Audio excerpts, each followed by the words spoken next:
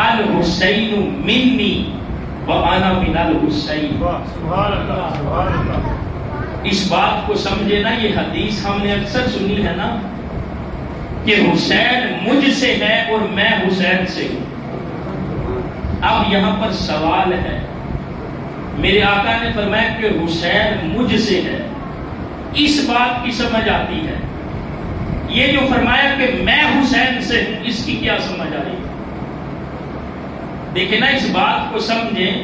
فرمایا میں حسین سے ہوں, یہ سمجھ نہیں آتا. فرمایا حسین مجھ سے ہے, یہ تو سمجھ آتا ہے. کیوں؟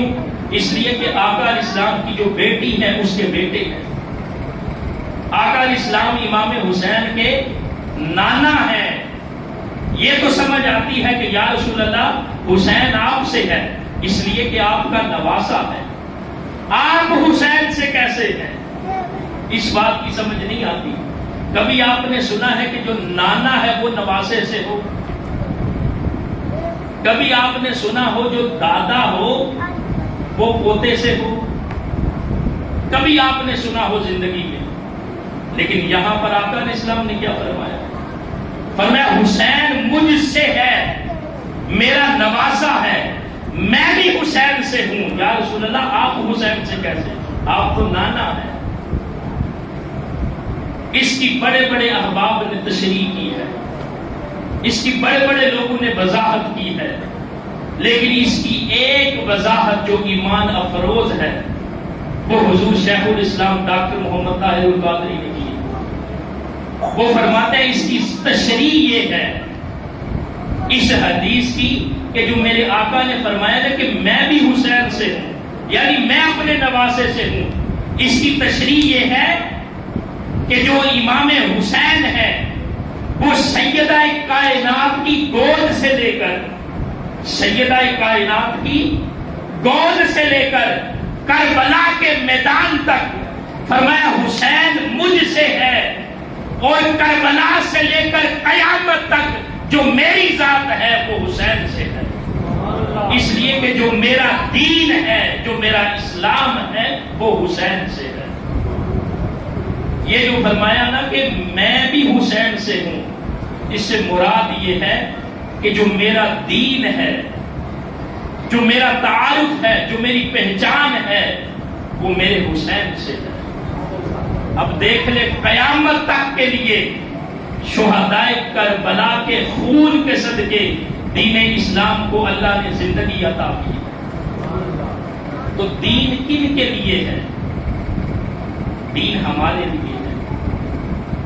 اسلام کی تعلیمات کن کے لیے ہیں؟ ہمارے لیے.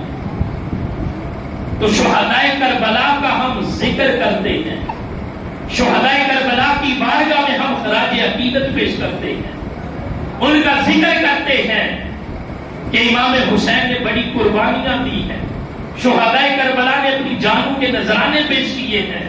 کبھی اس چیز کو بھی سمجھے نا, کن کے لیے؟ ہمارے لیے.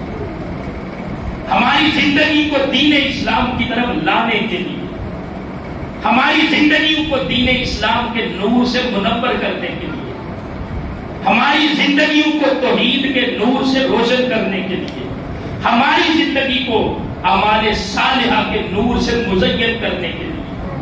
اگر ہم شہدائے کربلا کا ذکر کرتے ہیں تو جو درس کربلا ہے, جو پیغام کربلا ہے وہ یہ ہے کہ ہم اپنی زندگی کو جو دین اسلام ہے اس کے مطابق گزاریں. شہدائے کربلا نے جانوں کے نذرانے اس لیے پیش کیے ہیں کہ نانا کا دین بچ جائے, اور دین کن کے لیے؟ ہمارے لیے, قیامت تک کے لیے, آنے والی امت مسلمہ کے لیے.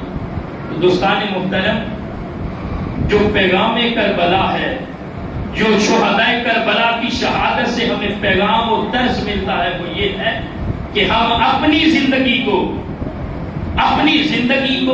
ہم اپنی مرضی سے نہ گزاریں, بلکہ اپنی زندگی کو اللہ کی رضا کے لیے گزاریں. اپنی زندگی کو اپنی خواہشات کے مطابق نہیں, دین اسلام کے احکامات کے مطابق گزاریں.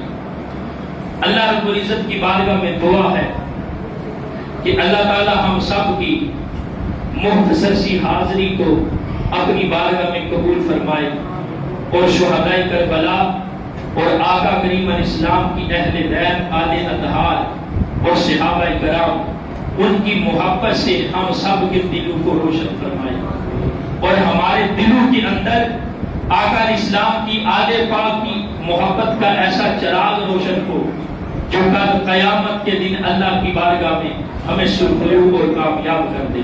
وما علینا الا البلاغ المبین.